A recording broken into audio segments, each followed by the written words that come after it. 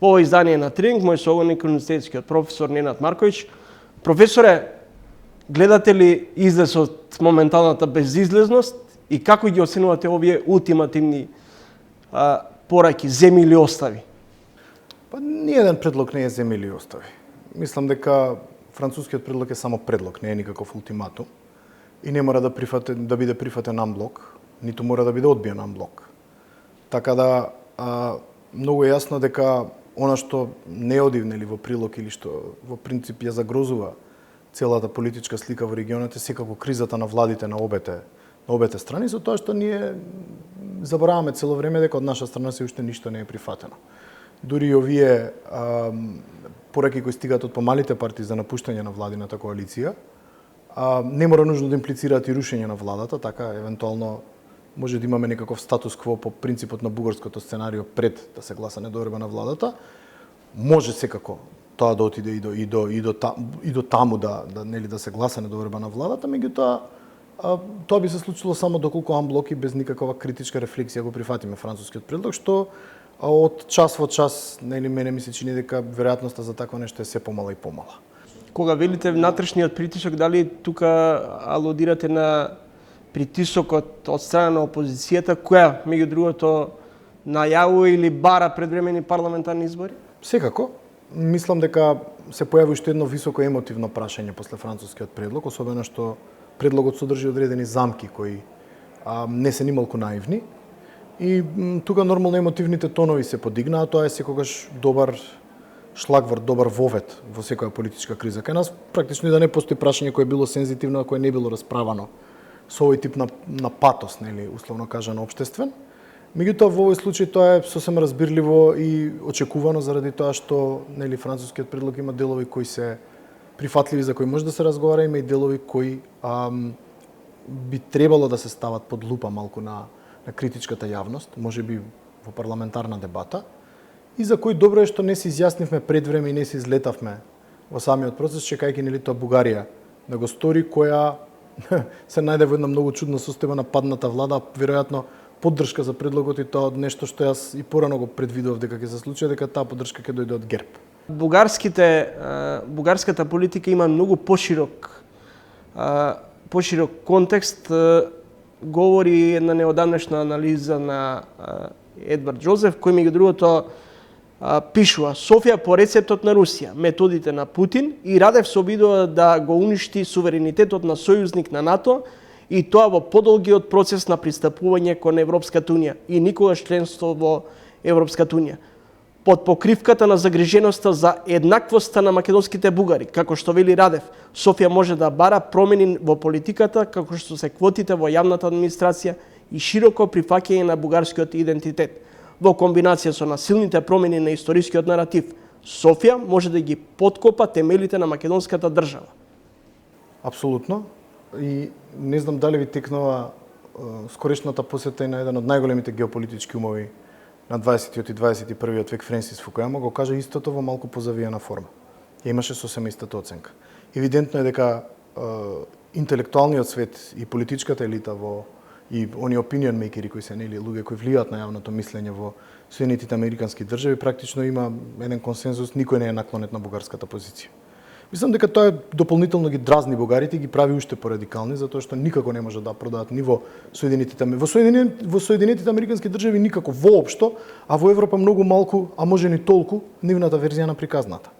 Знаете, разговарање за идентитетски прашања 21 век на овој начин, кој е, како да кажем, еден модернистички во најлоша смисла на тој збор, кој е прилично ретрограден, прилично примордијален, органски, не доликува на две земји кои претендираат да бидат во ист сојуз. И затоа и ја давам, мислам дека тоа е добра основа, нешто слично каже и премиерот Ковачевски денес, па дури лидерот на опозицијата, мислам дека меѓу редови се сложи во една од неговите многу бројни интервјуа деновиве. Оставите ги идентитетските прашања на страна. Све што има идентитетски импликации, дајте да се поштедиме од онаа траума на лепење разноразни стикери на Самоиловата тврдина или информативни табли во кои ние ќе дообјаснуваме што и како се случило. Фала Богу, секој денеска има пристап до Википедија, секој има пристап до интернет, може да прочита било која верзија на историјата која него му одговара или која сака да ја слушне. Да се бавиме со такви работи, и да бидат сместени во преговарачката рамка, е, мислам, поразително. Така да мислам дека во овој дел околу работата на историската комисија прво треба да интервенираме, што Џозеф практично го имплицира во ова што го прочитавте. Јасно е дека тоа е неприфатливо. И во крајна линија, како што реков и во една претходна прилика, и да не е нашата историографија прецизна и точна во се, ние имаме право и на сопствени заблуди во крајна линија. Какви што заблуди има и Бугарија, какви што заблуди има и Србија, и Албанија, и развиените европски држави и така натаму. Ниедна политичката митологија на еден народ не е секогаш 100% прецизна или точна во наративите, во фактите и така натаму. Меѓутоа, прашањето е дали ќе ви се одземе правото да ја градите сами или ќе има константно некаква интервенција. Да, знам дека луѓето можат истиот аргумент да го потребат, ама тоа веќе се случи со Преспанскиот договор, меѓутоа да потсетам на клучната разлика. Целата таа приказна за антиквизација, да не го искористам колоквијалниот израз, причата за антиквизација, така, тој наратив, тој дискурс, не беше унисоно прифатен од етничките македонци, он имаше поларизирачко дејствие врз етничките македонци. За разлика од тоа, АСНОМ, Илинден, ВМРО и така натаму, не е нешто што е подложно на толкави поларизација или нешто што не е прифатено како фундамент на современата македонска држава од широката јавност и од сите кругови, од левицата, десницата, политичкиот центар и така натаму, дури од албанските интелектуалци во државата. Така да многу е потешко за ова да се направат компромиси. Ако тоа помина во случајот на Преспа, мислам дека втор пат во случајот на каков било договор со Бугарија, би поминало многу тешко, освен и тоа Бугарија треба да го има предвид, ако се извади од преговарачката рамка и се дискутира бона фидес, во добра волја, во историската комисија, надвор од било каков политички притисок или некаква скрутинизација која подразбира прогрес во комисијата, прогрес во евроинтеграциите, така да кажем, односно отварање поглави. Професоре, дали во Брисел ќе се институционализира Европа во две брзини? Се појави идејата, се промовираше идејата на двојецот Макрон Шолц за европска политичка заедница, иако тоа реално се реализира, колку реално всушност сега имаме потреба да брзаме по секоја цена да го затвараме прашањето со Бугарија во услови на ултимативна политика? Не сум против тоа да го затвориме прашањето со Бугарија доколку созреат условите и доколку има разум од обете страни. Сум против тоа да се затвори брзо, брзоплето и несмасно. Не мислам дека одолжувањето на проблемот нешто особено ќе смени на обете страни. Не сметам дека особено ќе се смени расположението. Тоа е секако предмет на политички осцилации дневни во однос на тоа кој победува, кој има најмногу пратеници, кој формира влада на обете страни и така натаму. Меѓутоа не сметам дека пролонгирањето на проблемот нешто особено добро ќе ни донесе. Но има тука една битна задршка. Ако навистина се оди кон примена на правилото -2, -3, односно недонесување на одлуки, но не со потполн консензус. Значи, -2 или -3 членки ако гласаат, или не гласаат за одредена одлука, одлуката сепак ќе помине. Во тој случај притисокот на Бугарија повторно ќе се зголемува. Многу е јасно зошто е оваа политичка реформа. На старите земји членки им се досади да им влагаат земји од источниот блок, од источна и југоисточна Европа, така или од оваа вишеградска четворка, и да ги оценуваат за буџет, проширување, надворешна политика, да кокетираат со геополитичките интереси на Европската унија и така натаму, од истото тоа правејќи и реклама дома, на база на која го одржуваат својот рейтинг. Европската унија треба час поскоро да престане да ги спонзорира ваквите авторитарни режими и да ја подкрепува нивната приказна со тоа што им дозволува да ставаат вето на секоја една глупост која ќе се појави. Тоа ја прави Европската унија слаба, неефикасна и подложна на уцени. Ако Германија и Франција решат да -2, -3 правилото биде применето, да се формира Европска политичка заедница која би била некакво предворје на полноправното членство, иако за волја на вистината постојат изјави кои велат дека ние нема да ќе се одиме по нормалниот пат условно кон евроинтеграциите, тоа беше многу битна задршка која еден ваш колега ја направи во една емисија. Тоа нема веројатно да се однесува на нас, меѓутоа и да се однесува, сепак мислам дека е подобро да се реформира и маневарски, да биде пофлексибилна Европската унија, отколку да се наоѓа во една ваква комплетно парадоксална позиција која трае веќе 20-30 години. Зад бугарското вето се кријат и други земји членки кои се против проширувањето, а всушност дека Софија се користи како алиби. Гораст, Русија ништо да не прави и да има нула разузнавачки, безбедносни, какви било активности во Бугарија и во Македонија, резултантата е иста. Таквиот развој на настан не одговара на Кремљ, не одговара ниту на Брисел, ниту на Вашингтон, уште помалку на Софија и Скопје. Мене оно што ме загрижува е како самата бугарска политика не може да го препознае својот интерес. Да, на својата западна граница има стабилен, нормален и наклонет сосед. Со преспанскиот договор со Грција се види дека е возможно подобрување на односите.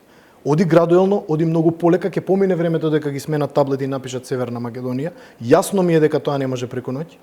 Меѓутоа не може никој да ме убеди дека по преспанскиот договор не дојде до евидентно затоплување на односите. Меѓутоа тоа беше правено градуелно и како што истакна председателот, во 20 години преговарање со Грција не доживеавме ни едно понижување од овие размери, како што доживуваме сега од Бугарија, ниту такво подценување. Сосема се слагам со таа одлука, со таа проценка. Во Македонија се формира една скандализираност и своевидна хистерија до степен на се почесто користење на формулацијата бугаризација. Дали со ова ние меѓу себе го подгреваме овој национализам? Ветото кој Бугарија го стави на Македонија за напредок во европски интеграции е најголемиот гарант дека до такво нешто никогаш нема веќе да дојде.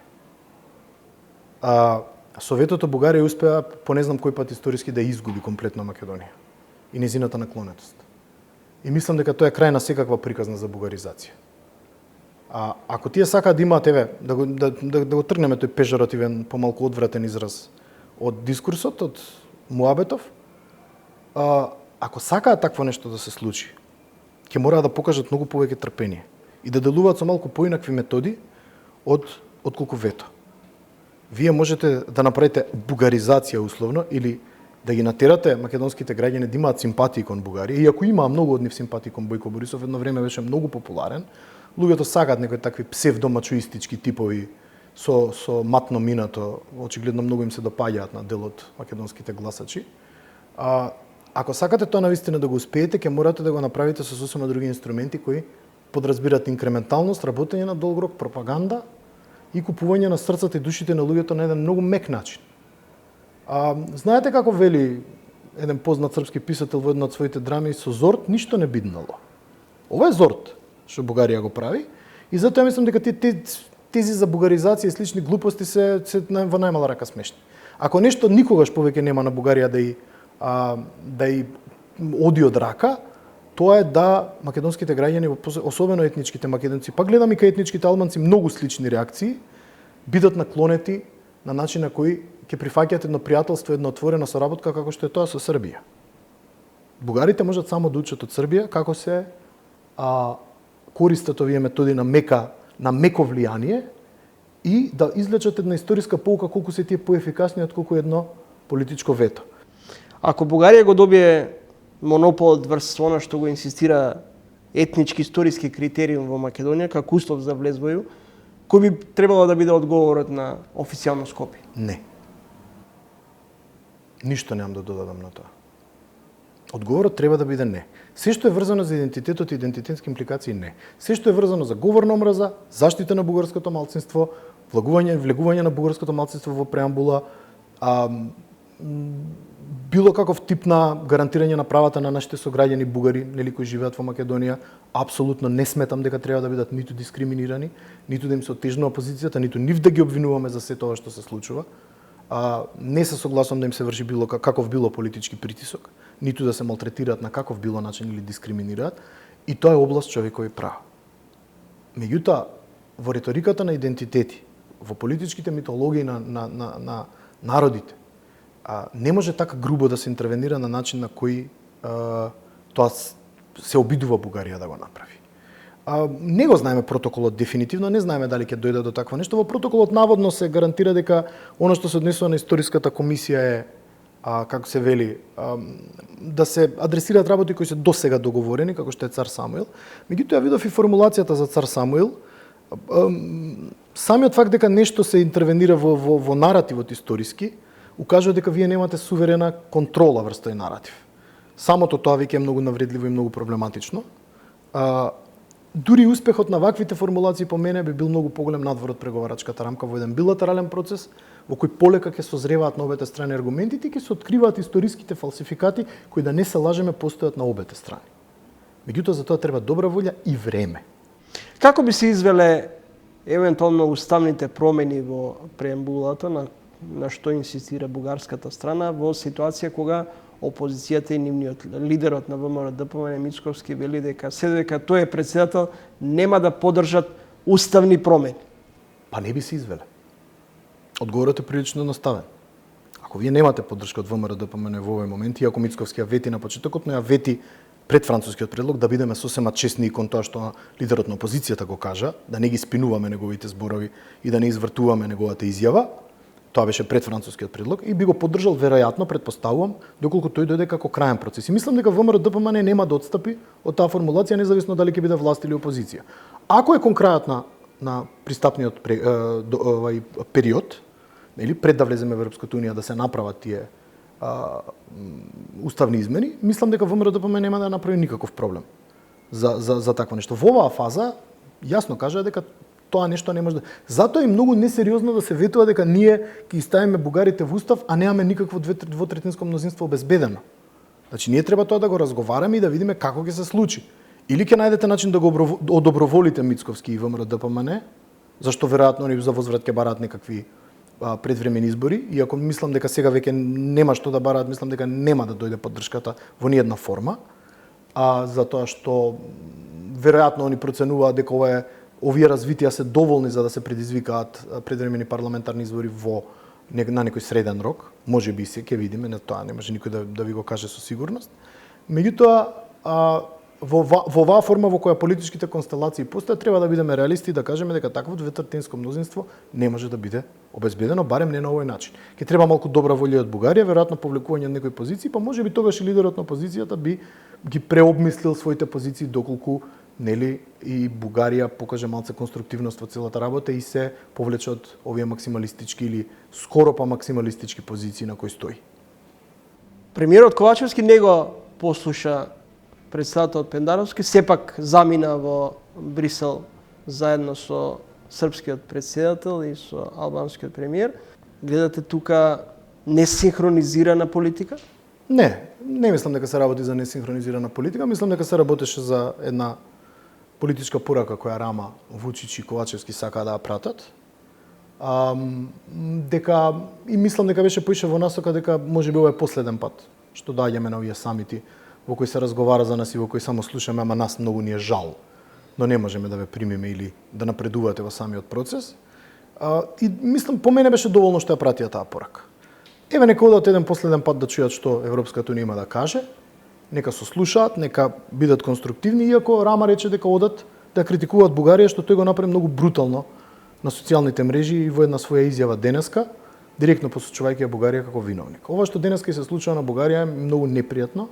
Дури во констелација на политичката криза во која се наоѓаат, ова е буквално солна рана, кога цела Европа ве посочува како држава проблем.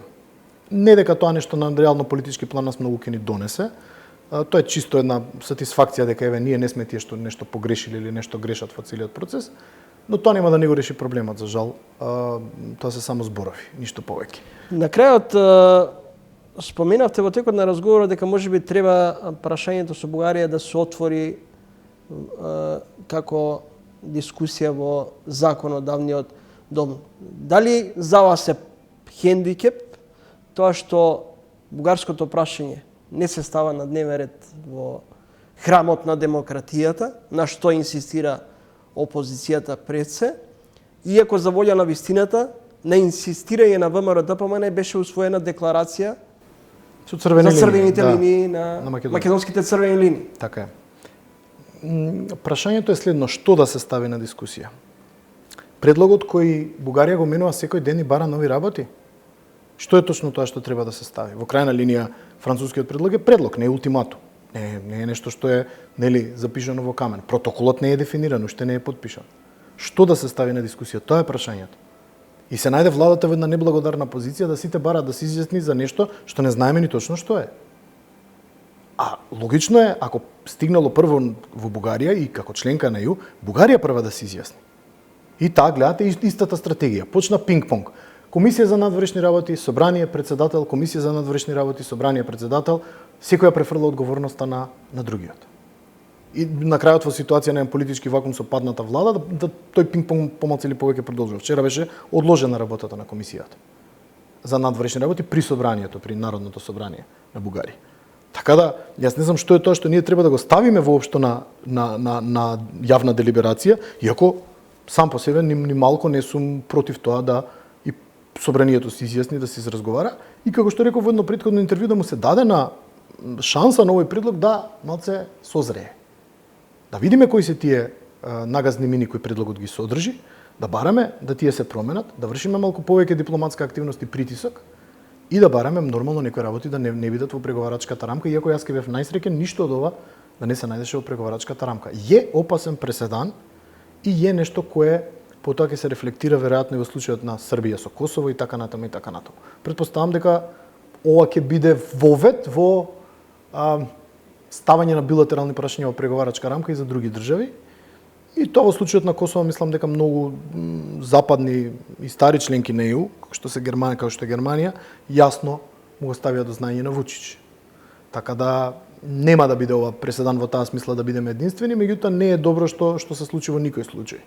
Ако е таа варијабла веќе постои и ако они не сака да се откажат од тоа да билатерални прашања влагаат во преговарачка рамка, дајте тогаш да ги селектираме оние прашања кои се мерливи, кои спаѓаат во корпусот на човекови права и нешто што е дебата за 21 век, а не во преговарачката рамка да влагаат прашања кои се дебати за 10, 12, 19 век. Ви благодарам за гостувањето во емисијата. Благодарам за приликата. Поштовани речи, тоа беше универзитетскиот професор од Правниот факултет Ненад Марковиќ.